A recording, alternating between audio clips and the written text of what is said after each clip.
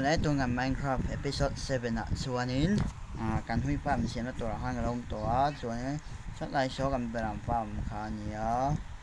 chuanin heta hianin ni ka lo khel bela lung stone be ka lak bela het heng ven hinia he kan hui farm sian na tur chu nia abak chu diamond te kan main ve tonga thado in kan tong chuanin portal ta kan lut ve tonga an siam jung a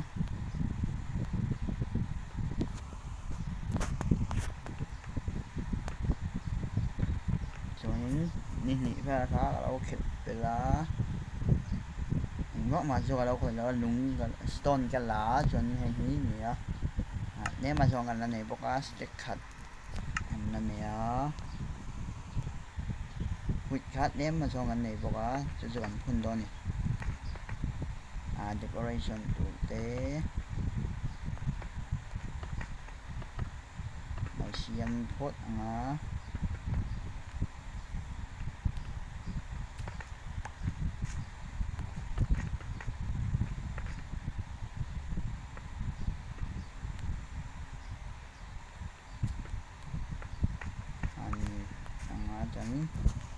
đâu tụi au hồn xuống suốt thì đâu tụi nhớ cho nên nếu mà decoration còn đâu về về á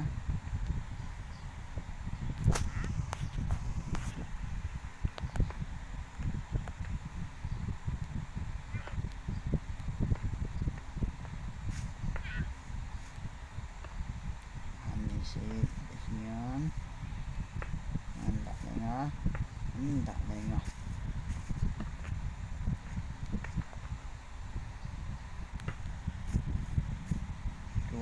cuốn thì cần đem nó cắn thật lên nó đẹp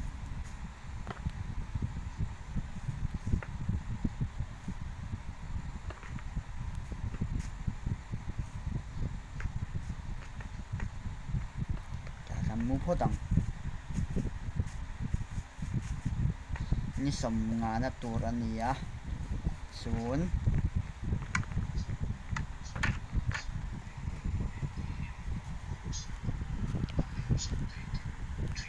Juan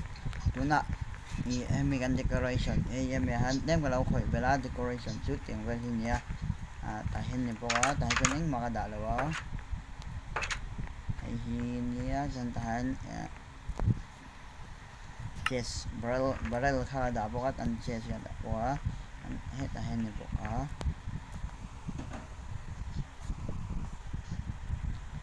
cái lẹ ha nào hinia cho nên kan siam số phốt nữa thì về hinia decoration về số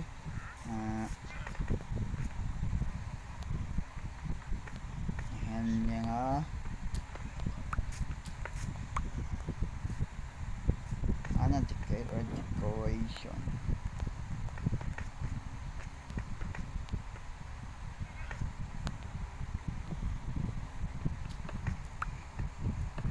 để hắn decoration chút thì hình như nó cho nên hay mình xong rồi hắn huy cần phun nó huy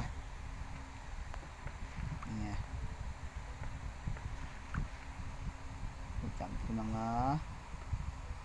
rồi số đất này dùng vì không có tâm vì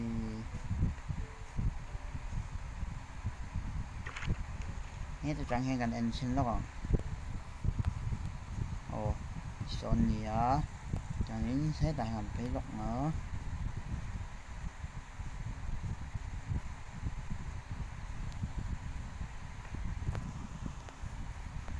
ý là chẳng hay gần em xin nặng ô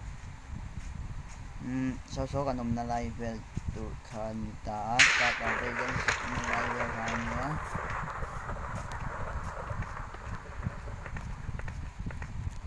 gần sâu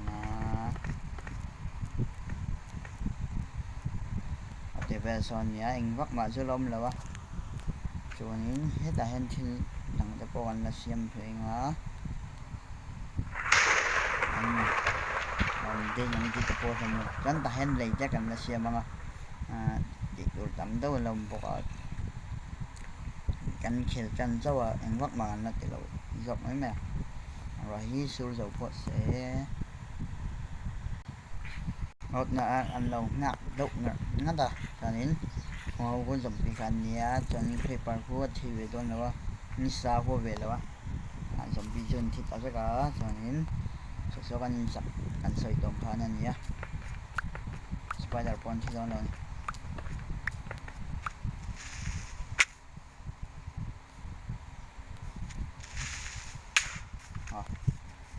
ไม่อย่างกันเตียง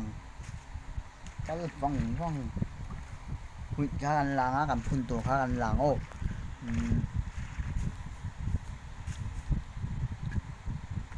อันเป็นรำโจทย์ขากันเป็นอ่ะโอ้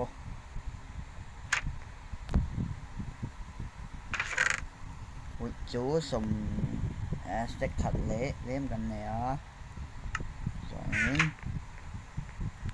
nếu mà xong decoration khác áo chơi hình nít tộc mấy áp vào chỗ và đâu khởi gì em nó hay hí chụp bẹt tuột qua cái này là quá và thung khăn lông chờ chắc mày đó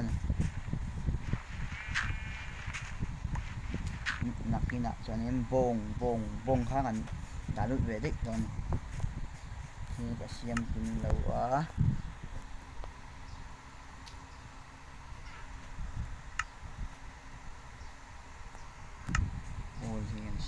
cho nên basketball cái này là quá mà sẽ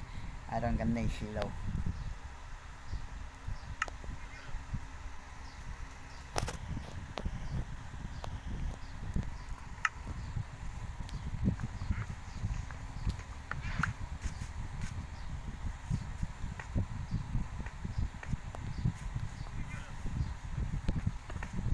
anh sẽ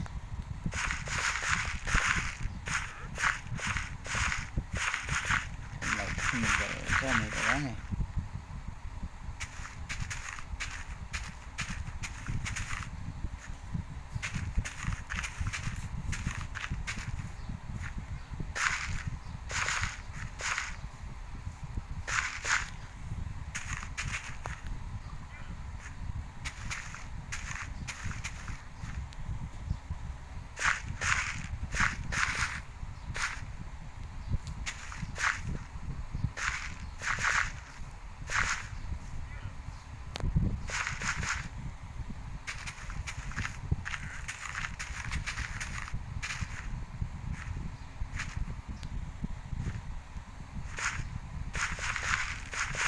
anh này đem của bạn thấm là nó cho nên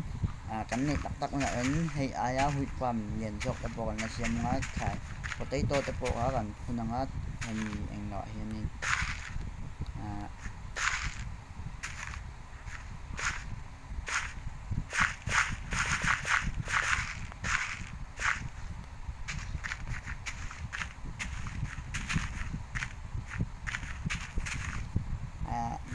anh diamond thì thế iron thì ra ha mặt anh này là anh này đem tí sẽ làm này cho nên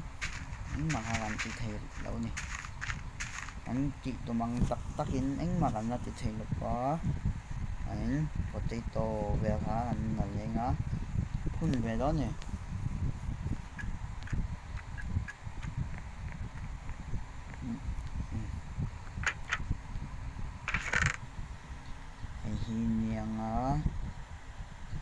cái rốt thì stack khát lệ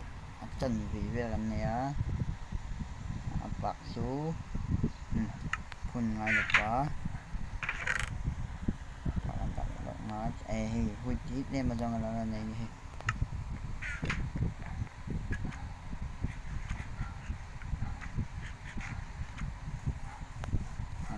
thế này khác phun dầu của nó tôi ngâm Minecraft sưกันlâu tục hay hít farm cho nhỉ cho nên cái hồ khá cái đầu mang thôi tụi nóมี có hít strap ตัว asir huanอยู่ละผมไม่ไงให้กับ farm เสียมขานี่temporary farm มันไม่แต่เห็น potato แต่ carrot แต่ wheat แต่กับพูนะอันนี้สุดที่อันละเสียมง่ายนานแค่ตักนะอันนี้นี่จะ right ไม่หนังอ่ะโมส่วนนี้ตุนepisode chú farm xiêm khá nhìn độc mày bạc chú chỉ dưới em cả tung chỉ đó episode gọi là cho những diamond tế hết lại hen lấy cái gần xe mong ngắt thình cái gần là ngõ một gần thì chốc tông tôi episode thì chú nó thì tục tục tôn này ngõ cho nên anh nằm đó mình về here chả cho bạn đến chia sẻ năng hàng là rem đón cho bạn anh là thì đón cho nhỉ